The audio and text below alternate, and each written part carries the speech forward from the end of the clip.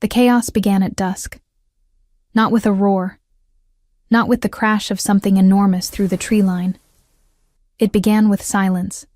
The kind of silence that descends before a storm, before a prophecy, before the world shifts on its invisible axis, and nothing is ever again quite the same.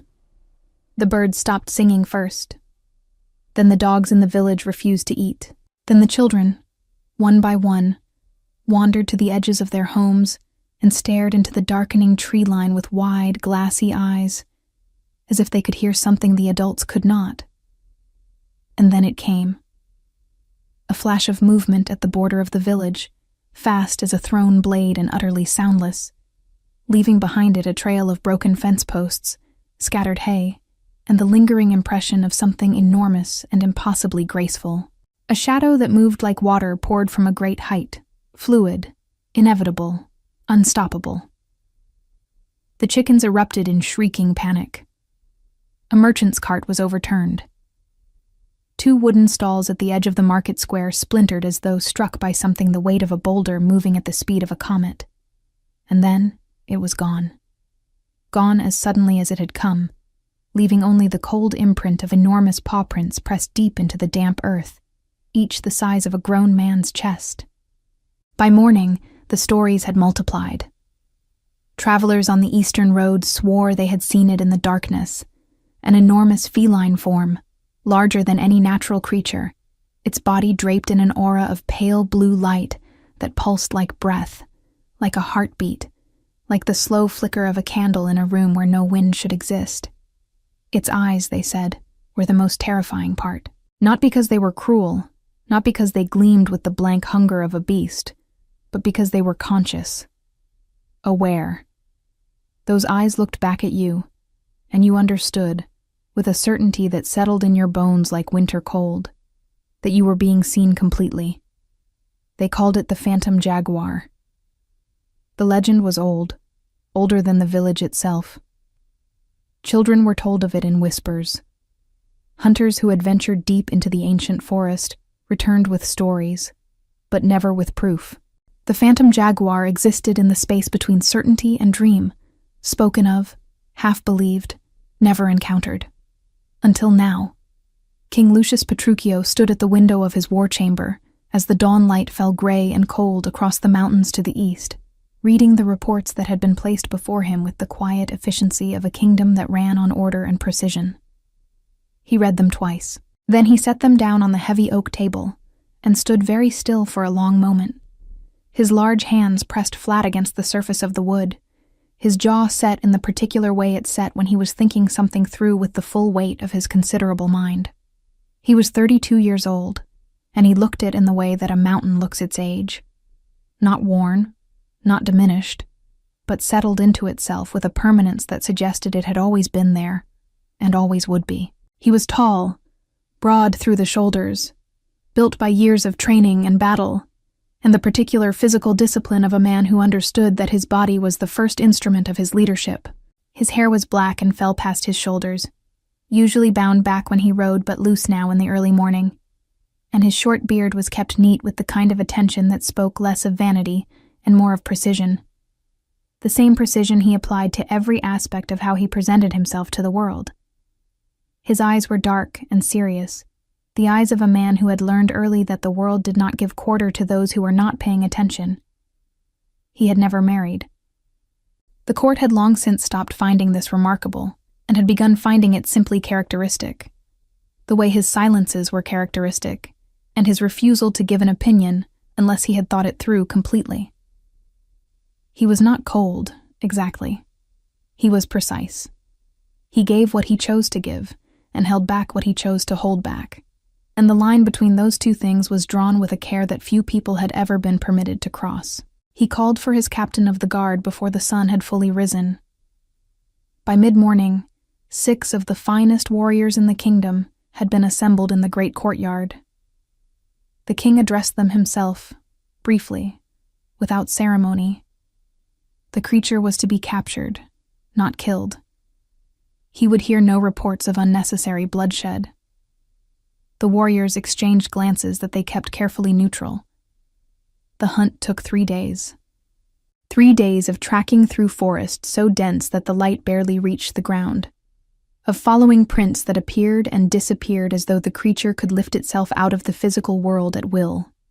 The blue light appeared twice in the distance, floating between the trees like a lantern carried by an invisible hand, and both times the warriors moved toward it, and both times it vanished, leaving behind only the faint, electric smell of a thunderstorm in the air. On the third night, they found it. Before we continue with the story, I want to thank everyone who supports the channel and loves our Alpha King romances.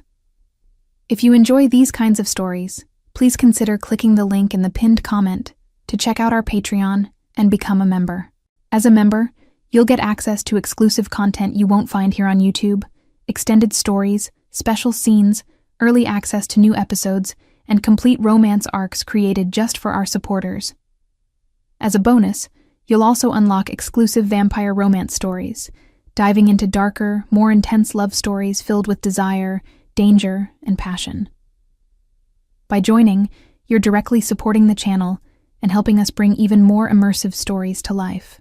Let us know in the comments where you're watching from and how old you are. I hope you enjoy the story. It had cornered itself, or so it seemed at first.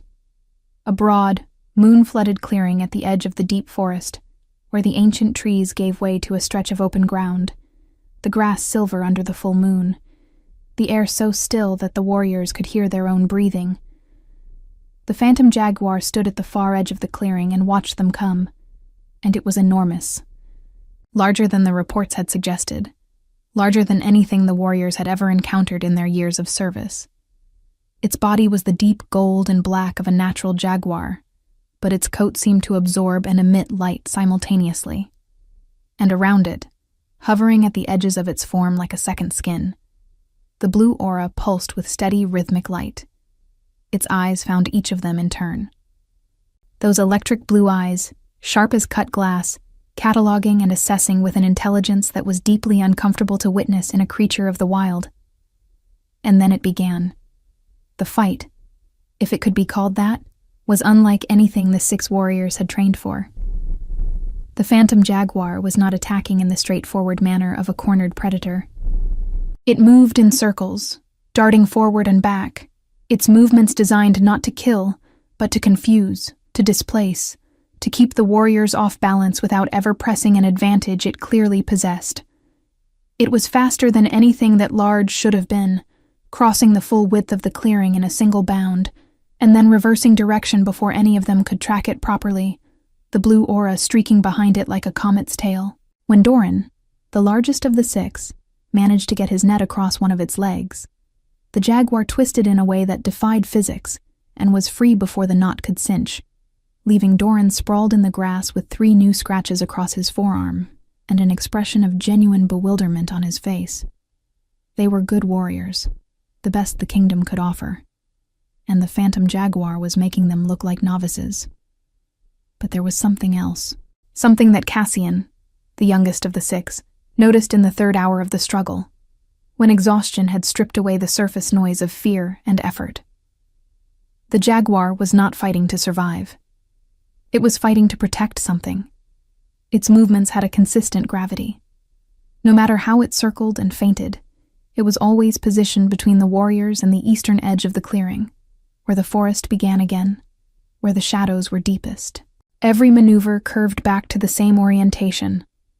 The jaguar was always facing east, always making sure nothing could get past it into those deep shadows. It was not hunting. It was standing guard. Cassian was opening his mouth to say something to the others when the crowd parted. There had been a crowd. Of course there had. Word had spread through the village in the way of all extraordinary things, fast and unstoppable, and by the second night there were torches at the edge of the clearing and voices murmuring in the darkness. They kept their distance. They watched from the shadows with the particular cocktail of fear and fascination that such things inspire. And then one of them walked forward. She was not remarkable in the way that remarkable people usually announce themselves. She did not stride or command or make an entrance designed to be noticed. She simply walked, with a quietness that was not timid, but was something older and more considered than boldness, a quietness that came from knowing exactly where she was going and not needing to perform the going. She was young, perhaps 24, with skin pale as new paper and hair that was the extraordinary color of winter light on snow. White, genuinely white, not silver or platinum, but the pure, clean white of something untouched. She wore a dress the deep, arterial red of a winter rose, and it moved around her as she walked with a kind of soft intention, as though even the fabric understood where she was headed. Her name was Jasmine Beyonder, though no one in the crowd thought to say it aloud. She was simply one of the village people, the young woman who lived in the narrow house near the mill, who kept a small garden, who could be seen sometimes in the early mornings walking the field paths alone before the rest of the village was awake. Quiet, contained. The kind of person who occupied their place in a community without disturbing it, noticed only when absent. She walked directly toward the phantom Jaguar. "Stop her." One of the warriors, Rendell, who was closest to the edge of the clearing where the crowd was gathered, moved toward her instinctively. "You cannot come in here. Get back." "Please," she said. Her voice was not loud. It did not need to be. There was something in the quality of it that carried a steadiness, a certainty, the kind of tone that makes other voices quiet without requiring volume. "Please stop. Don't hurt him any further." "You need to go back," Rendell said, taking her arm. She looked at his hand on her arm with a calm that was somehow more authoritative than any protest would have been. He released her. He was not entirely sure why. She kept walking. The phantom Jaguar had gone still. It had been moving constantly since the warriors entered the clearing, never stopping, never ceasing its circling defensive dance. Now it was still, absolutely still, and its blue eyes had found Jasmine with an intensity that was entirely different from the way it had regarded the warriors. The aura around it had not disappeared, but it had changed. It pulsed more slowly now, more gently, like the difference between the light of a lantern held steady and a lantern held in a shaking hand. The Jaguar watched her come and did not move. Jasmine walked until she was 5 feet away. Then 4. Then 3. She stopped. They looked at each other. The silence in the clearing was absolute. The warriors, without any conscious decision, had stopped moving. The crowd at the edge had gone completely quiet. Even the wind seemed to have held its breath. Jasmine slowly raised her hand. Palm up, fingers loose and open. The gesture of offering, the gesture of peace. The phantom Jaguar looked at her hand, then at her face. Those extraordinary blue eyes moved across her features with an attention that was almost painful to witness. So thorough, so searching, as if it were reading something written in her expression that the rest of the watching world could not see. Then it lowered its head. Slowly, with a deliberateness that seemed to carry weight, the weight of a decision, the weight of trust extended to someone who had not yet earned it by any measure the world recognized.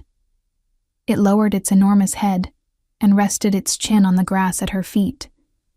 The blue aura settled like a sigh, still present, but soft now, soft as twilight, soft as the last light before dark. Jasmine crouched down beside it, slowly, with the same unhurried certainty with which she had walked across the clearing.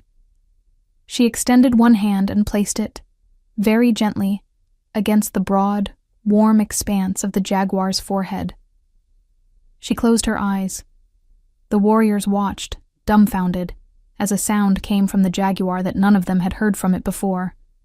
Not a growl, not a snarl, not the electric warning vibration it had been producing for 3 nights.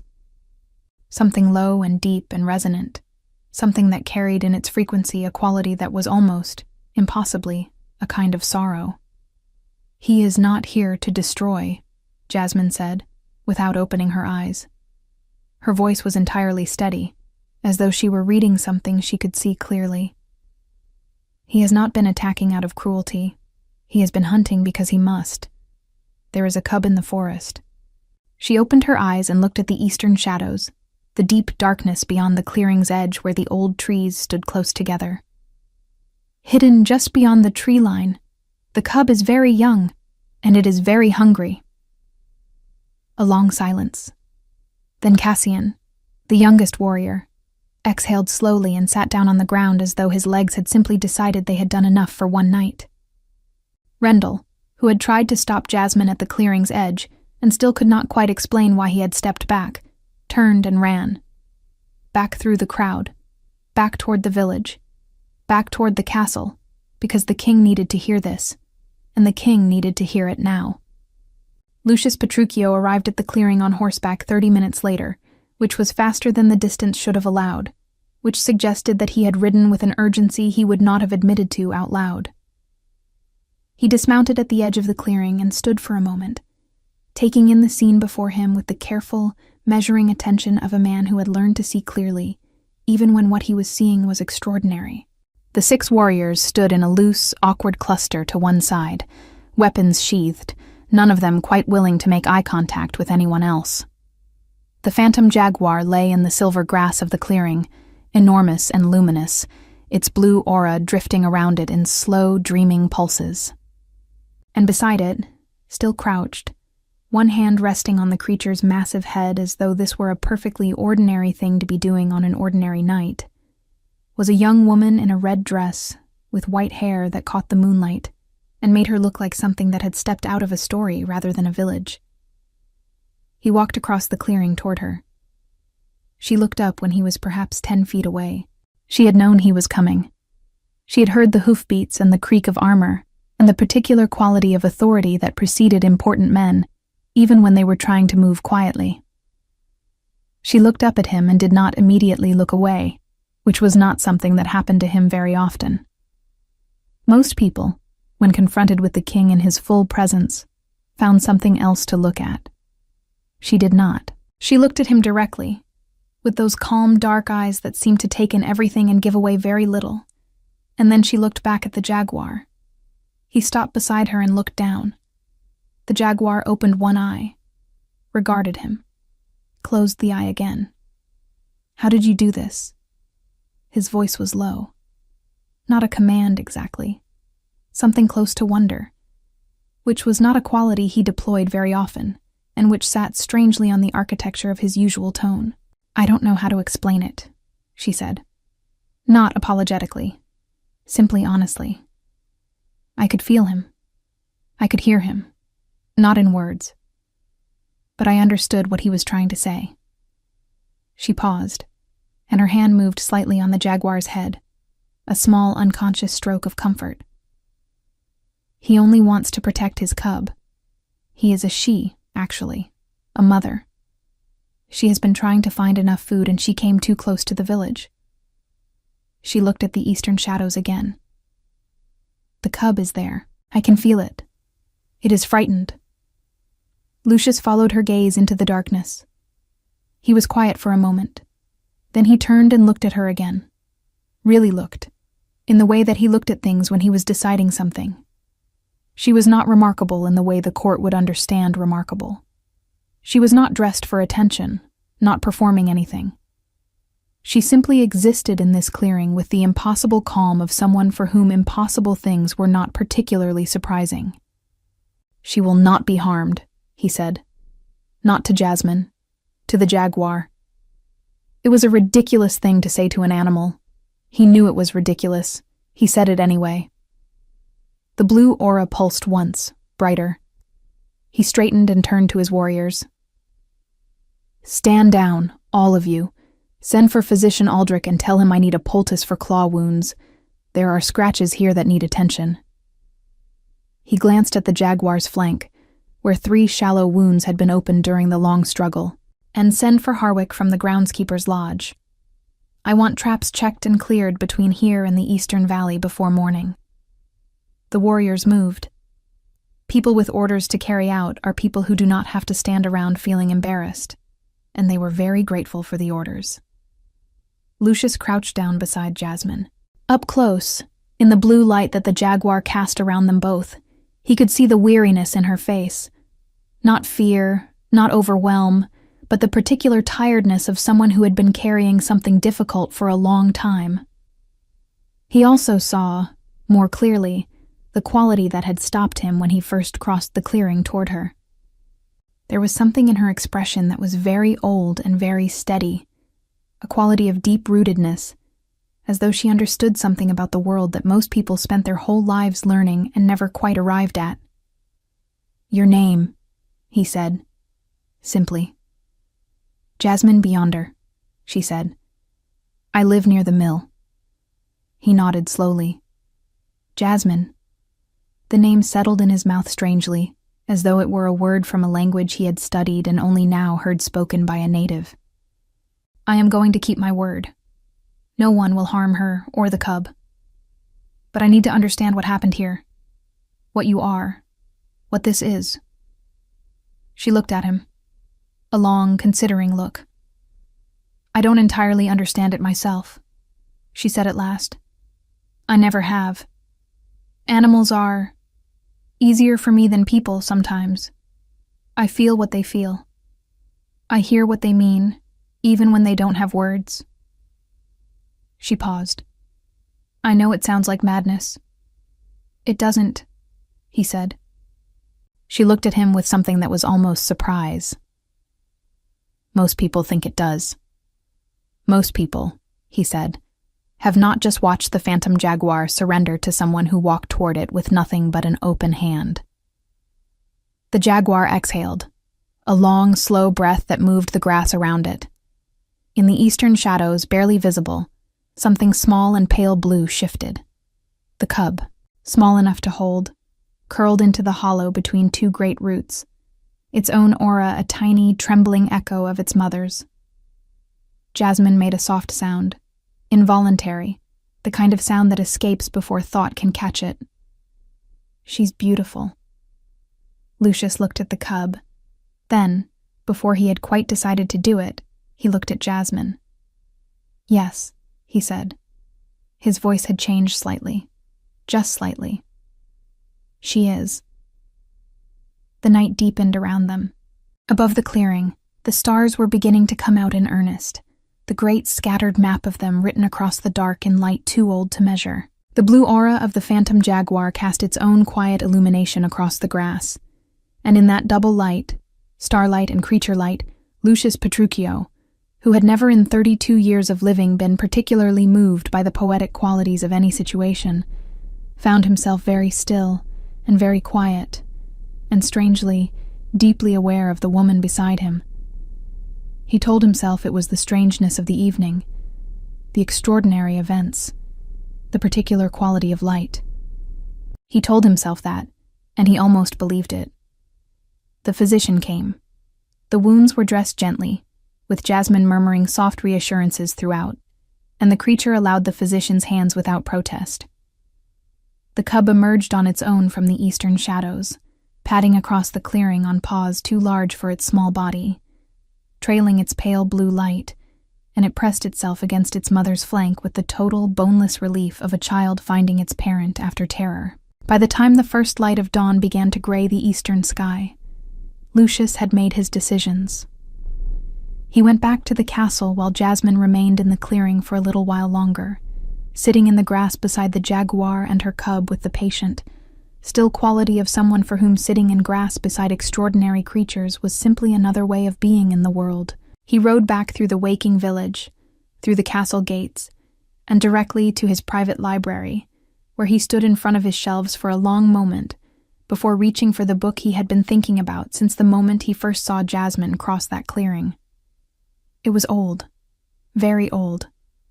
The spine was nearly illegible with age, the pages soft as cloth with decades of careful handling. He had read it as a boy, found it tucked behind a row of military histories, drawn to it by the quality of its binding, which was different from the others and had seemed to call to him with a child's mysterious intuition for significant things. He had read it once, understood it imperfectly, and placed it back and thought of it intermittently over the subsequent years, in the way of things that lodge in the mind without announcing their reason. He found the chapter he was looking for, read it once, quickly, with the feeling of a man following a thread that had been laid down for him long ago. Then read it again, slowly, with the feeling of a man arriving somewhere he had always, without knowing it, been traveling toward. The Beyonder line. An ancient family, the text said, from the northern hill country, where the forest was oldest, and the boundary between human habitation and the wild world was most porous. They carried a gift, passed through blood, through generations, thinning and strengthening in alternation like a river in drought and flood. The gift of resonance, the old author called it. The ability to feel the emotional truth of living creatures, to receive and return understanding across the boundary between species, to stand in the space where human consciousness and animal consciousness overlapped, and to speak, without words, in the language of pure feeling that both shared. They had been, in the old time, the guardians of that boundary. Mediators between the human world and the wild. Keepers of the balance that prevented the two from destroying each other through simple mutual incomprehension. The last confirmed member of the line, the text noted in its careful, scholarly tone, had vanished into the eastern forests 3 generations past and never returned. Lucius set the book down. He sat very still for a very long time. Then he sent for his chancellor and gave orders that a formal inquiry into the historical records of the village register was to be conducted, quietly, without attracting attention, beginning that afternoon. He wanted the ancestry of one Jasmine Beyonder traced as far back as the records allowed. Then he called for his horse. He told himself he was going back to the clearing to ensure the situation was properly resolved, that the Jaguar and her cub were settled, and the warriors had been properly dismissed, that the village's concerns had been adequately addressed. He told himself this with the same precision he applied to everything, and it was not entirely untrue. But he also simply wanted to see her again. He found her at the edge of the clearing where it met the forest, sitting on a fallen log, watching the spot where the Jaguar and her cub had disappeared into the trees. The blue light had gone with them, and without it the clearing was simply a clearing, a pretty unremarkable stretch of moonlit grass that held no obvious evidence of the extraordinary thing that had happened there. She heard him coming. She always heard people coming, though she rarely let on that she did, and turned to look at him with the direct, unhurried quality that he was already coming to recognize as characteristic of her. "She has gone back," Jasmine said. "They are both well. The cub fed this morning." He dismounted and let his horse graze at the clearing's edge, walked to the log and, without much ceremony, sat down beside her. There was perhaps 2 feet of space between them. She did not move away. Neither did he. "I've been reading," he said. She looked at him, waiting. "About the Beyonder line." He watched her face. Something moved across it. Not quite surprise, but something adjacent. Recognition, perhaps. The particular expression of someone who has carried a piece of information for a long time in isolation, and has just been told that someone else also knows it. "You know what I mean?" A silence. The morning birds had begun, the ones that sang in the forest's upper canopy, small bright sounds filtering down through layers of leaves. "My grandmother told me," she said at last, "before she died. She said it skipped and skipped and skipped for generations, and then sometimes it came back all at once." She looked at her own hands, folded in her lap. She could feel the plants, not animals, plants. She knew when they were thirsty. She knew when the soil was wrong. She spent her last years talking to the forest, and people thought she was losing her mind. A pause. I was the only one she told the truth to. "You are the last of the line," he said, not as a statement requiring confirmation, as a recognition. "As far as I know." She looked up at him. "Why does this matter to you?" He was quiet for a moment. The question was direct, and it deserved a direct answer, and he was trying to find one that was honest, without being more than he had earned the right to say yet. "Because it is important," he said finally. For the kingdom. What happened last night? What might have been a catastrophe? What might have ended with a legendary creature killed, and a cub orphaned, and a village frightened and angry, was resolved because of something you carry. That matters. He paused. And because I believe there is more of it, more situations like this one, that have been handled badly, or not handled at all, because there was no one who could stand in the middle and translate. She looked at him for a long time. He had the feeling she was deciding something. He waited, because he had learned long ago that the most important things happened in the waiting, and that the people who could not wait for them usually missed them. "The phantom jaguar is not the only one," she said at last. "There are others. Creatures who come close to human places not out of hunger or aggression, but out of desperation, out of displacement, out of needs that have no other solution. And they are met with weapons. Always with weapons." She said it without accusation, simply as a fact that had weighed on her for a long time. "I hear them sometimes from the village. I hear them, and I understand what they're saying, and I cannot do anything about it, because I am simply a person near the mill, and no one would listen." "I'm listening," he said. The morning light had grown around them, the pale gold of early sun coming over the mountains and filling the clearing with warmth that the night had withheld. It fell across Jasmine's face and across her white hair, and made her look, for a moment, like something illuminated from within. He was looking at her very directly, and he knew he was looking at her very directly, and he did not look away.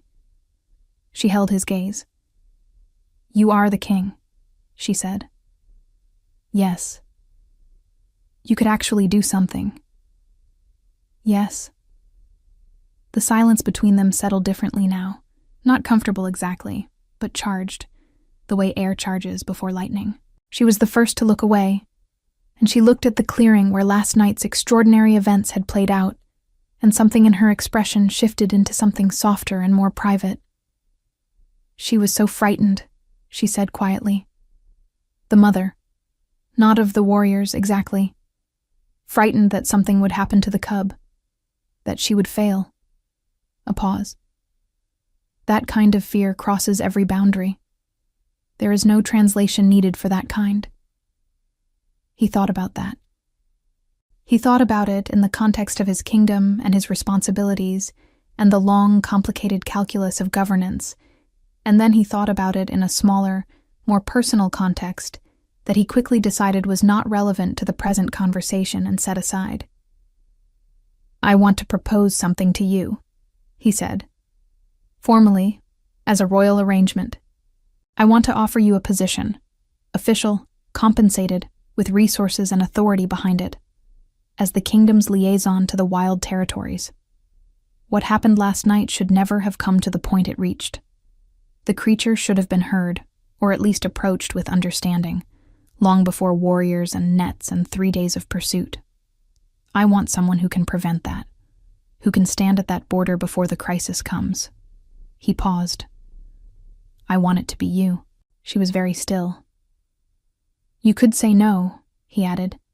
"I am giving you the choice. I am not ordering it."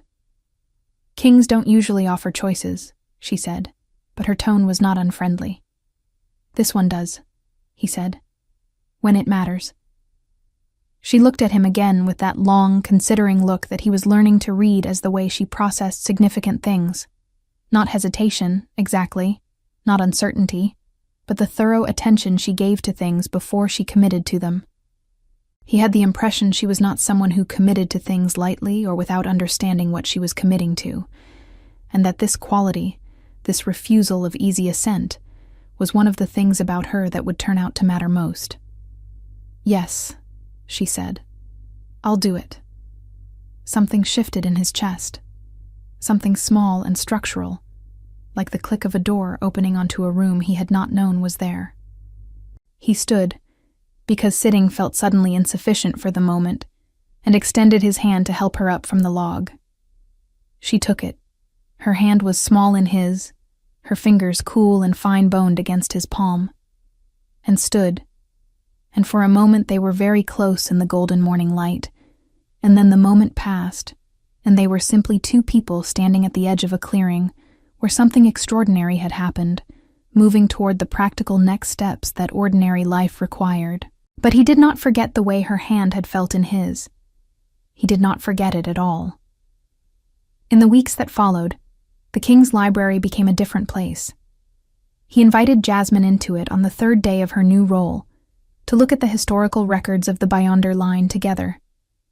She stood in the doorway for a moment before crossing the threshold, as though asking the room's permission. Then she saw the books, and something happened in her face that he had not anticipated. A hunger, quickly covered. She looked at the floor-to-ceiling shelves with the expression of someone who has been very hungry for a very long time and has just been shown a table. "You can read anything here," he said, simply without ceremony, because ceremony would have made it smaller. She looked at him. "I didn't go to the academy. I know. I'm not trained in—" "I know," he said again. "None of that is required." Another of her long looks. Then she turned back to the books with an expression that was still careful, but beneath the care was something that he recognized, because it was something he felt in himself. The particular relief of being seen correctly, of being placed in a context that fit the actual dimensions of what you were, rather than the dimensions of what you were expected to be. They spent hours with the historical records. The Beyonder ancestry traced back 7 generations, births, deaths, occupations, and scattered through them like seeds, marginal notes in old parish registers, speaks with the animals. Animals come to her willingly. The forest is calm when she walks in it. Jasmine read these fragments in silence. She was not overwhelmed. She was doing something more fundamental, recognizing herself in documentation for the first time, finding proof that the thing she had always been, the thing that had made her strange in other people's eyes, was not an aberration, but a heritage. When she finally looked up, her eyes were bright. Not with tears, precisely. With something larger. The quality of light that appears in the eyes of people who have just been told a truth they had always suspected, but never been permitted to fully believe. "My grandmother was right," she said quietly. "She was," he said. She looked at him. "Thank you." The word was simple and entirely genuine, and it was the most direct thing she had yet said to him. He felt it land with a weight that the word's 3 letters did not seem, by any logical measure, sufficient to carry. "Thank you for walking across that clearing," he said. And that was the real beginning of it. The formal arrangement settled into something less formal and more essential, in the gradual way of things growing toward each other without announcing their direction. They met in the mornings to discuss the territories and the creatures reported at the kingdom's borders. Jasmine would review accounts and translate them, not linguistically, but essentially, reading between the lines of frightened eyewitness reports for the emotional truth underneath. This creature is protecting a den site. This one is following a food source displaced by the new settlement. This one is sick and afraid, and pain makes even gentle things into threats. Lucius listened with an attention that surprised her. He listened not as a king managing a problem, but as a person genuinely trying to understand something new, asking questions that showed he had been thinking about it between their meetings. He was, she discovered, far more curious than his public presence suggested. The precision she had initially read as coldness was actually the discipline of a person who refused to offer opinion before consideration. He had strong feelings about many things. He simply did not display them without purpose. She also learned what he was made of when situations called for it. 3 weeks into her new role, a dispute arose between farmers in the southern district and a pride of mountain cats preying on their livestock. A delegation came to the castle, serious-faced men who were not interested in nuance. Lucius heard their case, then spent 2 days with Jasmine in the maps. What she determined was that the mountain cats were following a prey migration displaced by a logging operation in the hills, approved without consulting territorial wildlife records. The solution, restrict the logging, create a wildlife corridor, compensate the farmers. The cats would follow their prey back into the highlands within a season. The farmers were skeptical. The nobleman responsible was aggrieved. Lucius implemented it anyway, without apology, with the quality of authority that did not need to raise its voice because it had never had any doubt about its own weight. "How did you know he would comply?" Jasmine asked afterward. The nobleman. He was furious. He was, Lucius agreed. He'll get over it. She had not yet seen him be unpleasant about anything in their interactions. But she had observed him in court on 2 occasions and had seen the way the room moved around him. Not with fear exactly, but with the careful respect of people who understood that the gentleness of his usual demeanor was a choice, not a limitation. That underneath it was something large and unyielding, something that would not bend under any pressure that was not good reason. She was not afraid of it. She found it deeply reassuring. She had spent enough of her life navigating the world as someone who saw things differently to understand the value of power willing to use itself in the right direction. The walks began almost without her noticing. He had started accompanying her on her territory surveys, the forays into the borderland between human settlement and deep forest, where she went to listen, to feel the quality of the wild world and report back on what she sensed. He told himself and told her that this was practical, that it was appropriate for the king to understand the work he had created this position to accomplish. She accepted this explanation because it was not untrue, but the walks had a quality to them that was different from work. In the forest, something in him loosened that remained taut everywhere else. She noticed it the first time they went out together. The way his shoulders changed, subtly, once they were beneath the trees, as though the particular weight of being the king in public vision was a physical thing he carried, and the forest was one of the few places he was permitted to set it down. He walked differently. He was quieter in a different way. Not the deliberate, controlled quiet of a man managing his public presence, but the genuine quiet of a man who was at ease. She liked that version of him. She liked it very much, though she was careful about that liking in the way she was careful about most things that mattered to her.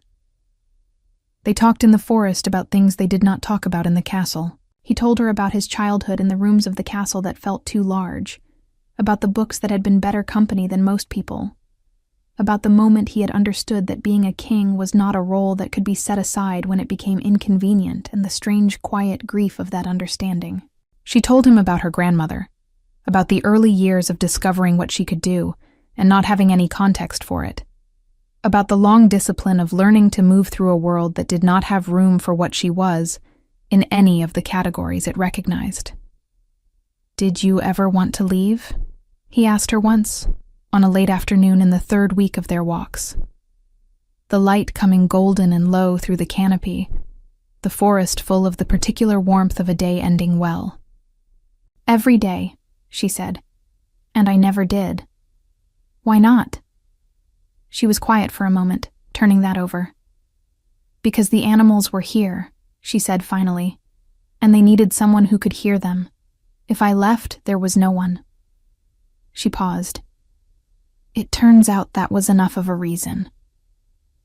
He was quiet. They walked for a while in silence that was the comfortable kind. The kind you only find with people in whose presence you do not need to fill the air. "I've been thinking," he said eventually, "about what you said. About the animals coming to human places because of displacement, because of encroachment, because the balance has been pushed in one direction and they have nowhere else to go." He stopped and turned to look at her, and she stopped too, and they stood facing each other in the golden light, with the forest around them, and the weight of a real thing about to be said in the air between them. "I want to create a protected territory, a significant one, not a few fields, not a temporary hunting restriction, a genuine reserve, a vast section of the deep forest declared inviolable by law, where human activity is prohibited and the natural population can recover." He held her gaze. "Large enough to matter, legally permanent, enforced." She looked at him, and something happened in her chest. a warmth that she recognized as something she was not yet ready to name, but which was there, undeniably, warm and quiet, and building like a fire that has been laid carefully and is only just beginning to catch. "That would help," she said. Her voice was steady because she made it steady. "That would help enormously." "I know."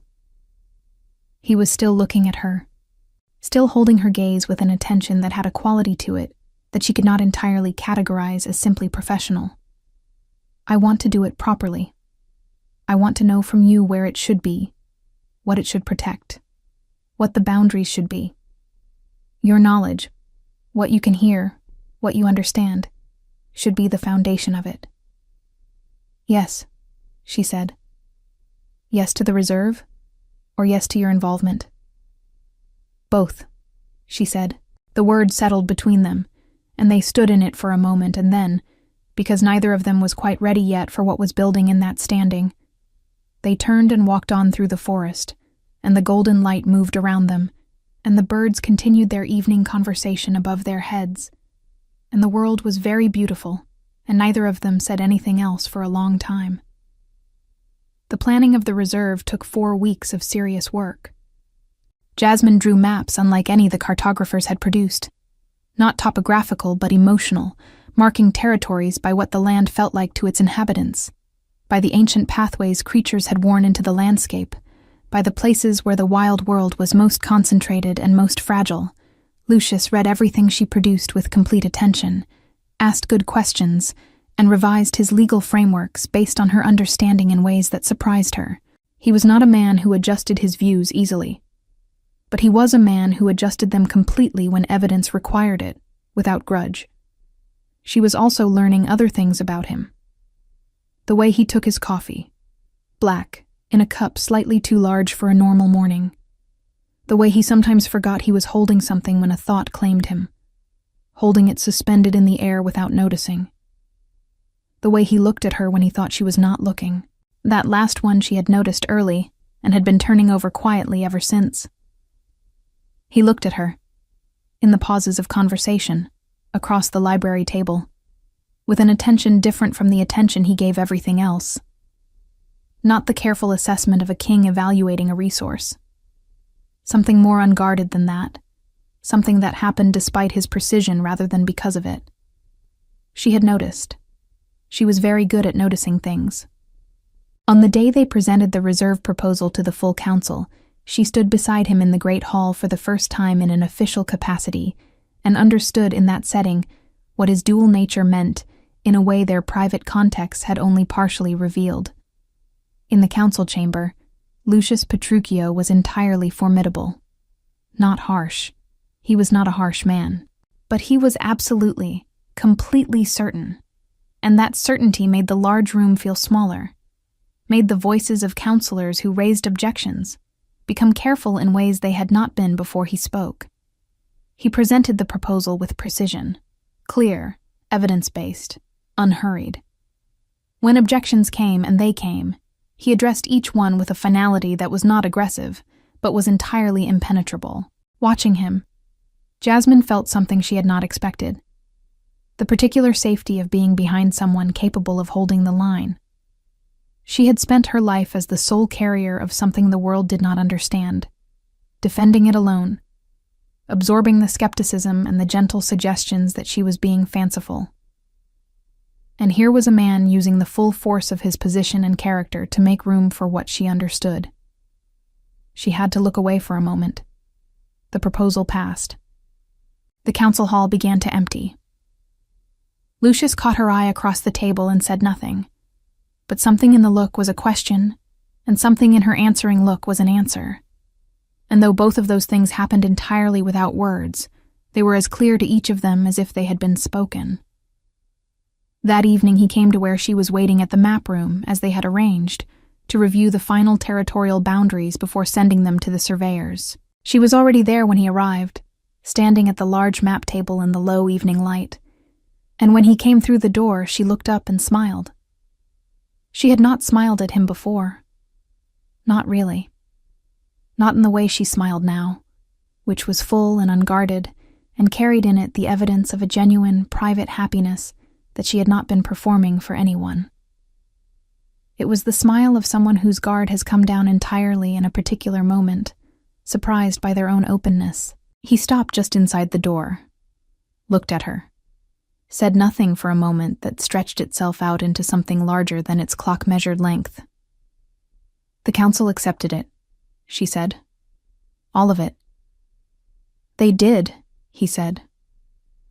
He was still standing just inside the door. He was still looking at her with the particular quality he sometimes had when looking at her. That unguarded thing. The thing that happened past the precision. "How did you know they would?" she asked. Same question as after the Southern District dispute, the same note of genuine curiosity in it. "I didn't," he said. "This time I genuinely didn't know. Some of them have significant financial interests in the territories we're restricting." He crossed the room toward her. "I was prepared for a much longer fight." "But you were certain," she said. "You looked certain."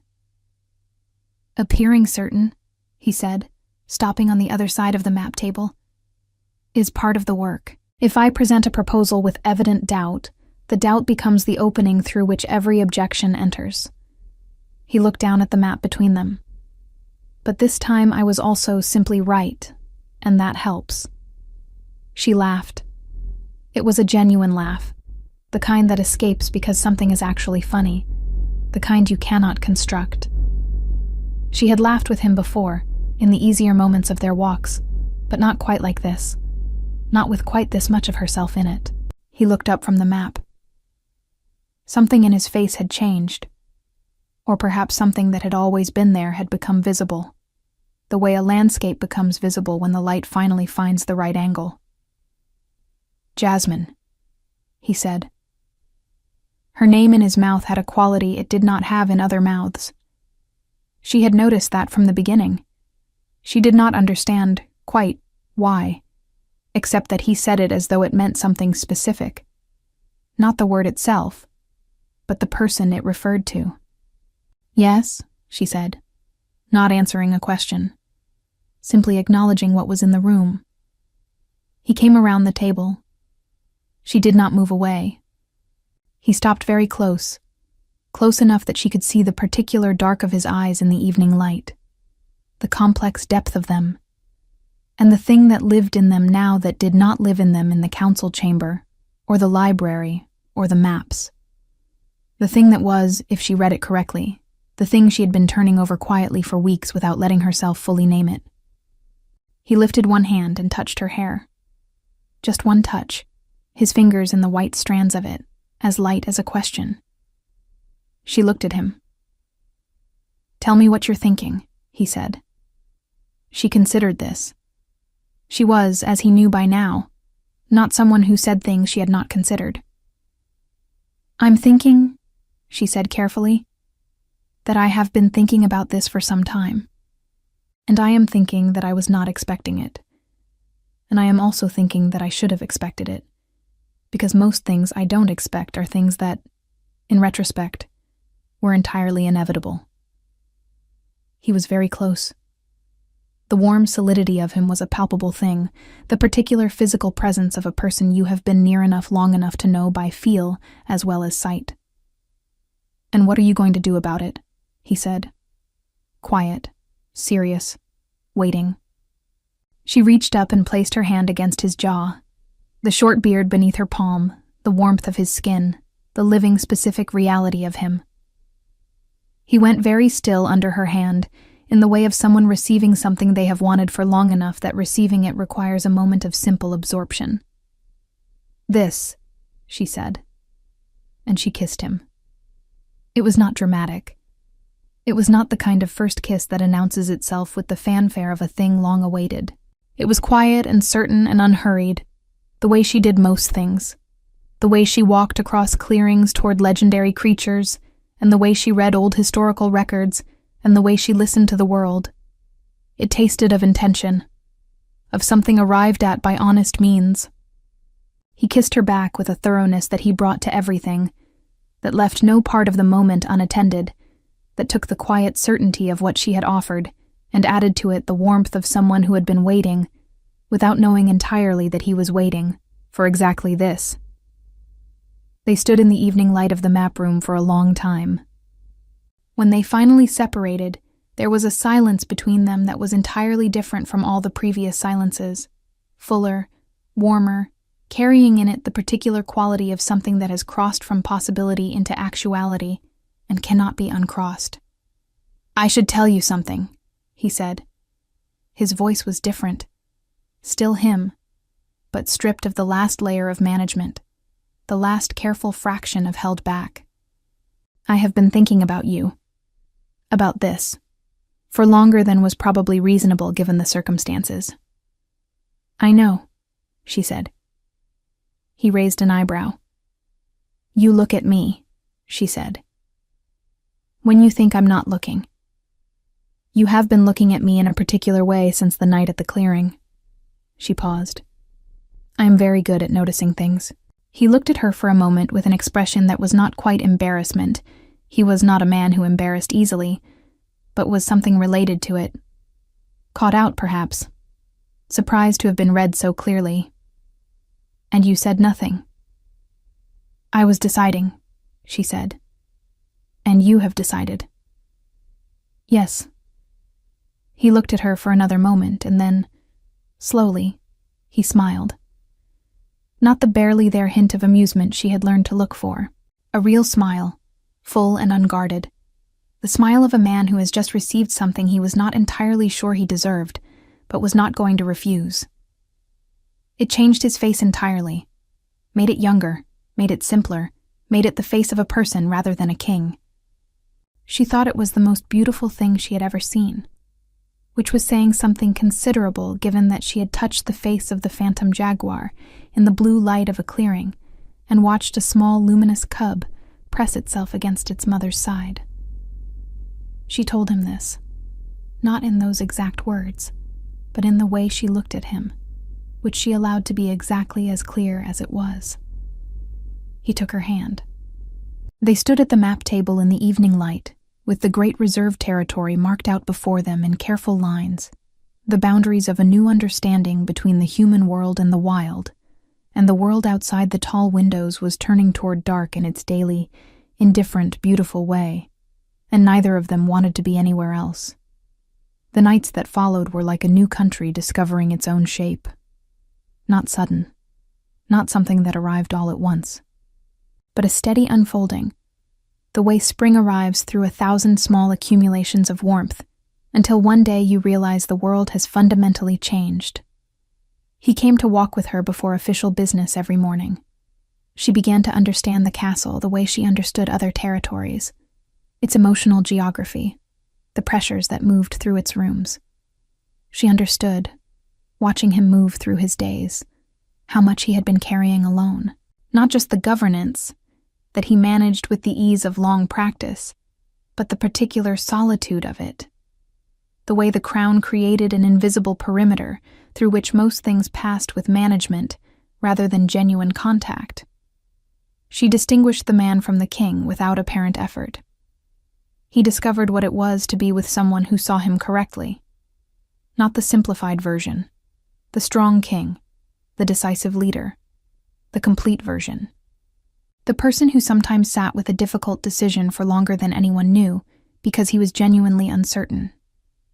The person who still, on certain nights, read the old books from childhood for the pleasure of them. In being witnessed without pressure to be fixed or managed, something in him began to be less cautious, to occupy the room of himself more fully. She was also, he discovered, someone of genuine intellectual force. He had known this from the quality of her work, but the knowing became visceral in the long evenings when conversation followed its own logic, going where it wanted without destination. She thought about everything, about the old texts, about the philosophy of the natural world, about the ethics of governance and the particular responsibilities of those with power over those without. She had thoughts that surprised him. She disagreed with him openly, brought evidence, reconsidered when it was good, held firm when it was not. He had not had this before. He had not known he was missing it. They had their first real argument a week later, about the reserve. A report came in about a small fire in the eastern section. Lucius's instinct was to install a permanent guard post at the boundary, with authority to enter in genuine emergencies. Jasmine's was that any permanent structure would gradually become a doorway, the guard post becoming a patrol area, the patrol area becoming justification for regular human presence in what was meant to be inviolable. They argued about it for over an hour, standing on opposite sides of the map table, and arrived eventually at a compromise better than either original position.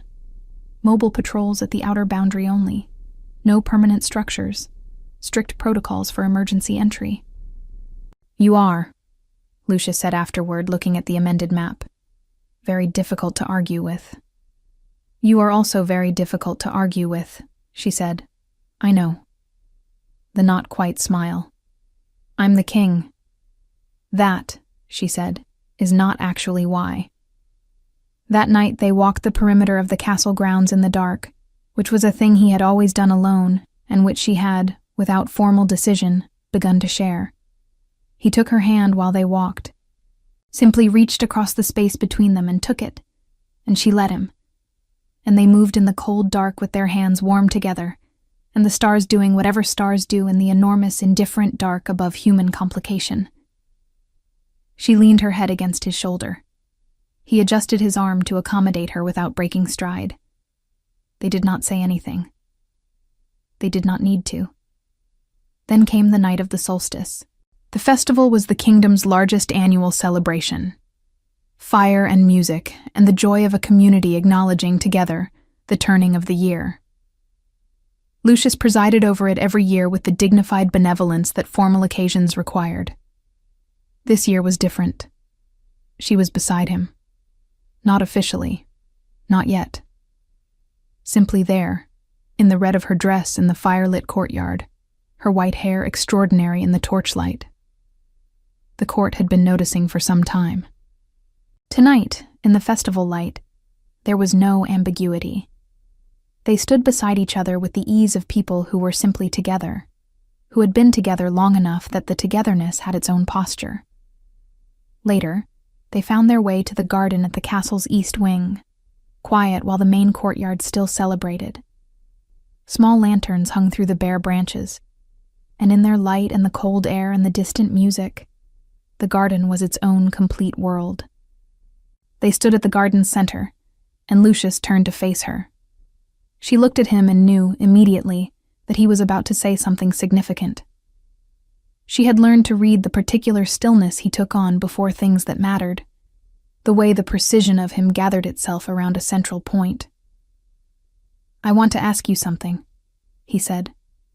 "And I want to ask it correctly, which means I want to say first what I mean, and then ask."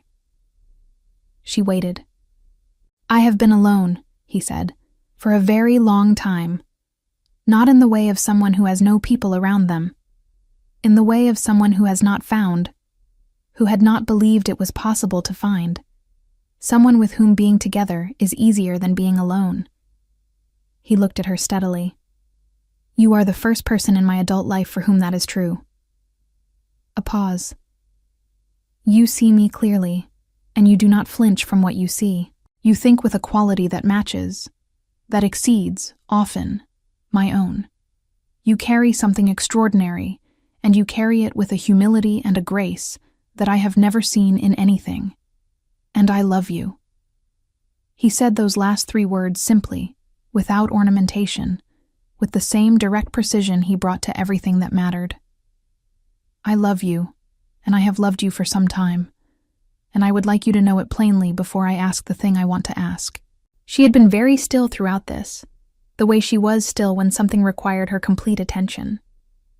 Now she said simply and entirely, "I love you too." He exhaled. Something in the exhaustion of that breath, the release of something that had been held for a long time, was more revealing than anything he had said, and she loved him for it, loved the human truth of it, the way the carefully managed man beneath the careful management had been waiting, holding his breath, not certain, never entirely certain. "Marry me," he said. She looked at him. Long look. The look that processed significant things. "Not for the kingdom," he said. "Not for the court. Not for the lineage or the policy or the strategic value of what you can do or what you represent. For me." He held her gaze with everything he had. "For the man who walks the perimeter of the castle grounds in the dark and is glad when you are beside him. For the person who reads better when you are in the room. For the only person I have ever known who looks at me as though they see something worth seeing." He paused. "Marry me because I need you. Not as a king needs a queen, as Lucius needs Jasmine." She did not answer immediately.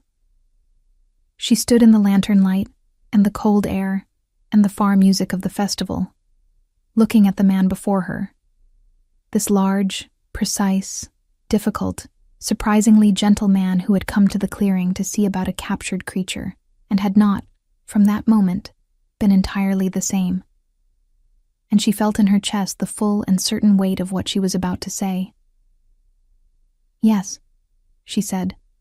He closed the space between them and took her face in his hands, and he kissed her in the lantern light of the solstice garden with the full force of what he felt, which was considerable, and which he had been keeping to the measured, careful proportions that he kept most things to for long enough that releasing it had the quality of something structural giving way, not breaking, but opening, the difference between a dam and a gate. She kissed him back with equal force, her hands in his long black hair, her whole self in it. Around them the lanterns cast their small warm lights through the bare branches of the winter trees, and the distant festival continued its celebration of a turning year, and the cold air smelled of wood smoke and pine and the particular clean coldness of a solstice night, and neither of them was paying attention to any of it. The news spread through the castle the next morning. The reactions ranged from genuine delight among those who had watched the two of them together and understood the inevitability, to the careful assessments of those who tried to understand it in terms they were accustomed to. Political, dynastic, strategic. There were those who tried to object. Not to the king's face. Nobody with any sense did that once Lucius Petruchio had made a decision. But in the careful, sideways manner of courts. She was not noble. She was not trained for the role. Lucius addressed it directly. Once, finally, without visible emotion. She was the last heir of a lineage older than any title in the court. She had demonstrated intelligence and judgment that matched any role. The kingdom was measurably better for what she understood. And he was the king, and he was marrying her because he loved her. It was the end of the conversation. There was one evening, a week before the wedding, when she went to the forest alone. Not on official business. Simply as herself. Jasmine, who had always walked in forests, and who needed the wild world sometimes the way she needed sleep. She walked deep into the reserve without destination, her breath visible in the cold air, the ground soft with the first frost of the season. She felt it before she saw it. A warm presence, familiar in the way of things recognized not through repetition, but through the quality of first contact. A presence that pulsed with an awareness that was not human and not simple animal, that occupied a category of its own. She stopped. She turned. The phantom Jaguar stood at the edge of the clearing, 30 feet away, in the first snow light of the evening. Its coat absorbed and reflected the low light as she remembered. The blue aura moved around it in its slow, dreaming rhythm. Its eyes found her, those extraordinary electric blue eyes, and she felt the recognition in them, the same way she felt it when it had happened before, in the moonlit clearing where it had surrendered, the feeling of being read completely, of everything she was passing through the space between them, and being received without judgment and without diminishment. Beside the mother, pressing against her massive flank, was the cub. Larger than before, not so small now, growing into itself, its own aura a steady young blue that was becoming less tentative with every passing week. The cub looked at Jasmine with the wide, fearless attention of a creature that had been told, in the way that animal mothers tell their young about the world, that this one was safe. Jasmine stood very still. The phantom jaguar moved toward her, slowly, without urgency, with the particular grace of the entirely capable, the grace of a creature that had nothing to fear from the world it moved through and knew it. It stopped before her. Jasmine lifted her hand, palm up. The jaguar pressed her forehead against that open palm, and Jasmine felt the warmth of her, the extraordinary present reality of a wild creature giving complete trust. She felt what the jaguar was feeling, not in words, but in the language of pure feeling. Gratitude, not just for the cub's safety or the reserve, but for something more fundamental, for being understood, for the improbable experience of being met by a human being with comprehension rather than fear. Jasmine's throat tightened. She stroked the jaguar's forehead with her free hand. Long, slow strokes that the creature accepted with the stillness of something receiving exactly what it needs. "I know," she said very quietly. "I know." The cub came forward then, bumping against its mother's side and then against Jasmine's knee with the guileless affection of the young, its small blue light warming the cold air around them. Jasmine laughed, a soft, involuntary laugh, and reached down to touch the cub's small head. They stayed there for a long time, the three of them in the first snow of the season, in the blue light of the wild world, in the silence of the ancient forest. When the jaguar finally stepped back, gently, without drama, simply complete, and turned toward the deeper forest, the cub following in her footsteps, Jasmine watched them go. The blue light moved between the trees, grew smaller, became at last just the suggestion of light, just the memory of it, and then the forest was simply forest again, dark and old and full of its own patient breathing. She stood in the snow for a moment. Then she turned and walked back toward the castle, toward the lantern lights visible in the distance, toward the warm rooms where a man was probably by now looking for her. She walked the forest path and thought about her grandmother, about the marginal notes in the old parish registers, about the long line of those who had carried this gift, without always knowing why, or for whom. She thought about what it had cost them, the strangeness, the solitude, and she thought about what it had given her, a way of being in the world that was, ultimately, a way of being more in it, more connected, more present, more aware of the vast and ordinary miracle of other lives being lived in parallel to her own. She thought about Lucius, the king who came to a clearing and listened, who used the full force of his power not to diminish the strange thing she was, but to make room for it. She was nearly at the castle gates when he appeared at them, coming out, not quite hurrying, but moving with purpose in the direction of looking for someone. He saw her, and his movement changed, became the ease of someone who has found what he was looking for. "You went into the reserve," he said.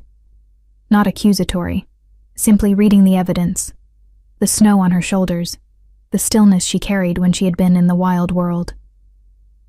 "She was there," Jasmine said, "the phantom jaguar, and the cub. Are you all right?" "More than all right." He took her hand, and they walked through the castle gates together, and the snow fell quietly around them as though the world were making a deliberate gift of itself. The wedding was held in the castle's great courtyard on the last day of the month, when the snow had settled into clean silence over the kingdom. It was not the most elaborate wedding the court had seen. It was, with the particular intention of two people who knew what they were doing and why, as honest as a thing can be made. She wore the red dress. He had asked her to, and she understood why without needing it explained, because the beginning of everything real was in that clearing, and the red dress was what she had worn when she walked toward the impossible, and found it was simply a mother trying to feed her child. He stood at the courtyard's center and watched her come toward him with an expression he was not managing at all. Not the precision, not the control. Just the full, unobstructed truth of what he felt, which was large enough to fill him completely and leave no room for careful distance.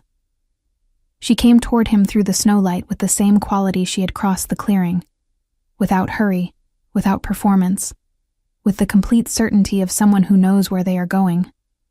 The ceremony was brief, because both of them had agreed that what needed to be said had already been said in the garden, and the ceremony was simply a public acknowledgement of a private truth. When he kissed her in the snow-bright courtyard, the assembled crowd made the particular sound that people make when they witness something true. Not applause exactly. Something more involuntary. The sound of recognition. In the days that followed the wedding, different reports began to arrive. Not of destruction or fear. Travelers on the mountain roads described a blue light at the tree line, steady and calm, moving through the darkness with the ease of a creature at peace. Sometimes one light, sometimes two, larger and smaller, the cub's aura grown into a confident blue beside its mother's. They were seen, watched from the road, not threatening, not desperate, simply present, living. He found her there one morning in the depth of winter, standing very still at the garden's edge, looking at something he could not immediately see. He came to stand beside her. She did not start or turn, simply was aware of him in the way she was always aware of people she knew well, through the subtle adjustment of her posture that was not a turn, but was an acknowledgement. He followed her gaze. A small bird, brown and ordinary, had landed on the bare branch of the nearest tree. It was looking at Jasmine with the particular unself-conscious attention of wild things, which is simply the attention of something that has no reason to perform anything. It was simply looking. "What does it feel?" he asked, quietly. "Content," she said. "Not happy exactly. Birds don't do happy in the way we mean it, but present, warm enough, fed." A pause. Undisturbed. She paused again. "It feels like the reserve is working. I can feel it even here. The quality of the wild world at the edges of the castle has changed. It's less pressured, less desperate." She looked at him. "You did that." "We did that," he said. She looked back at the bird. "You did the part that required the king," she said. "I only did the part that required me." "Those are the same thing in this case," he said. She was quiet. He watched the side of her face, the clean line of her profile in the winter light, the particular quality of her attention when she was turned toward something she loved.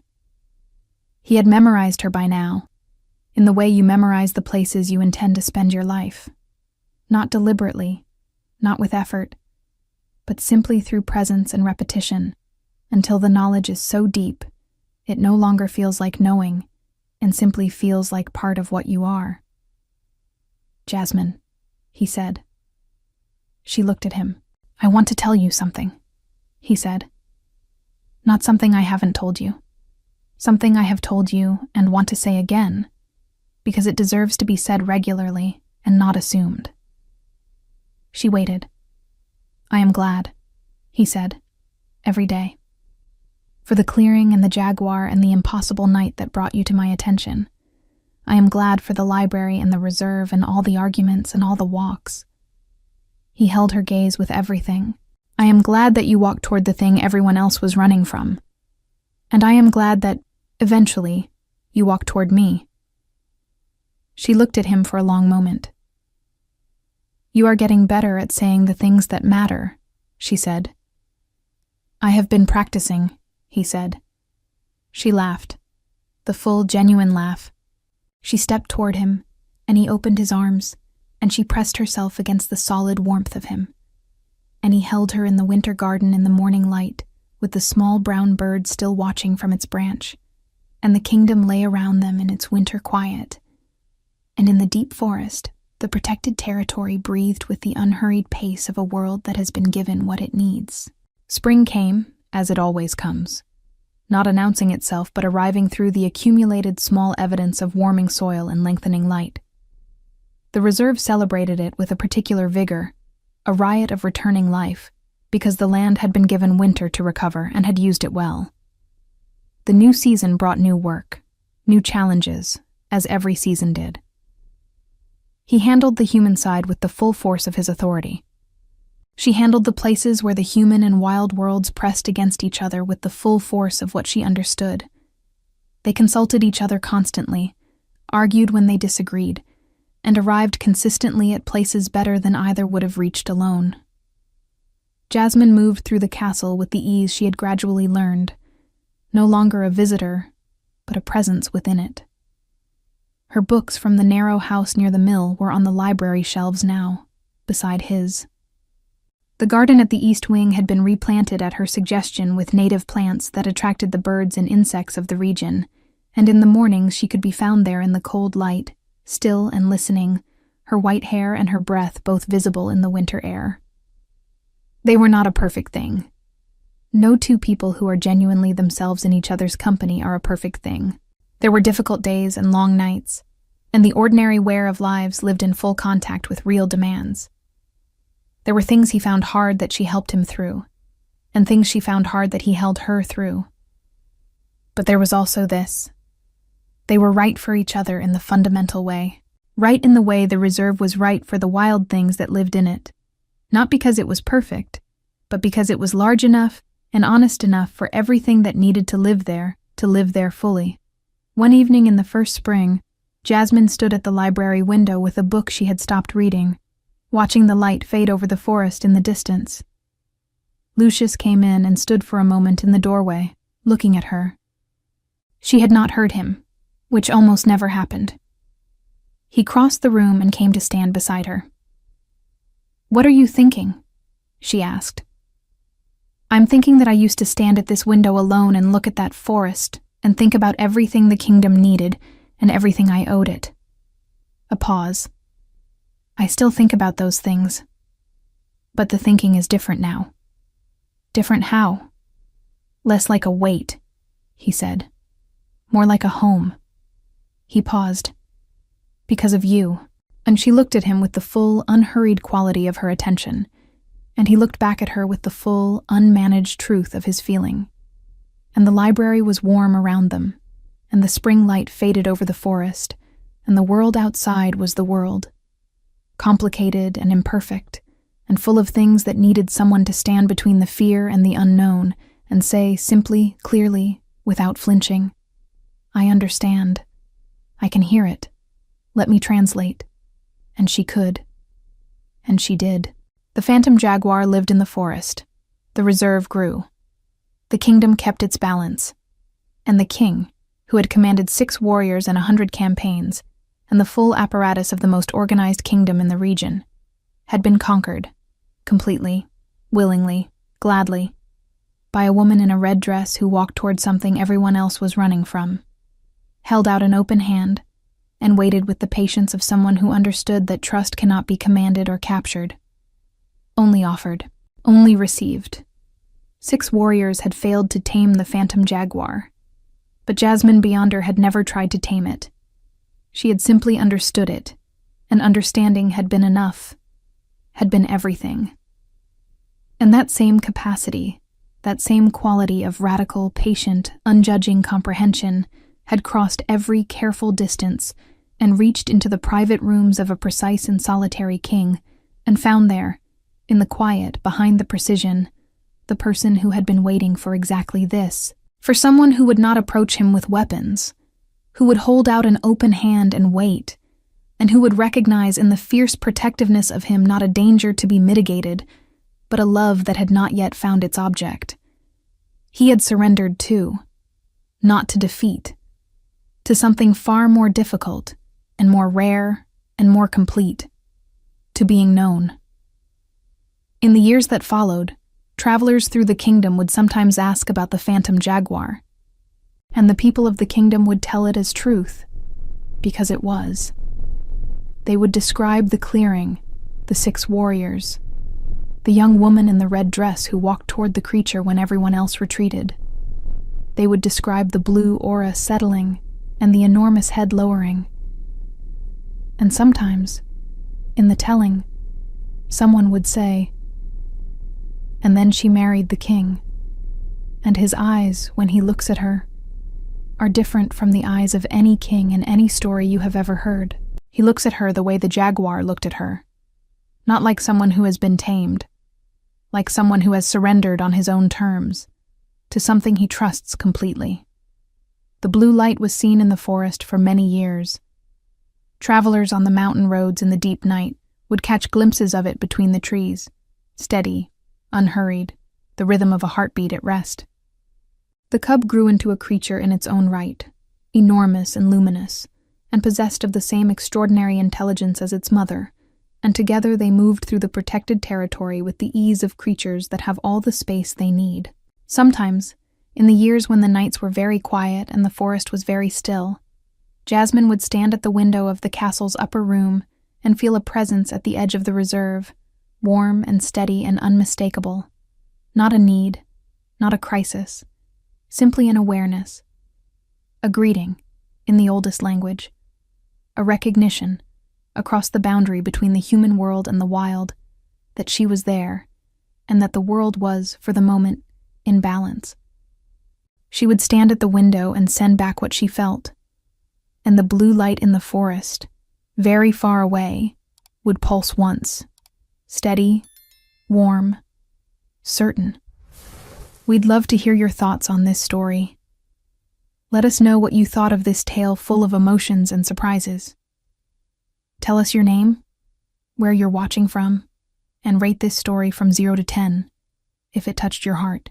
And if you enjoyed the plot, don't forget to leave a like and subscribe to the channel so you don't miss the amazing new stories coming soon. See you next time.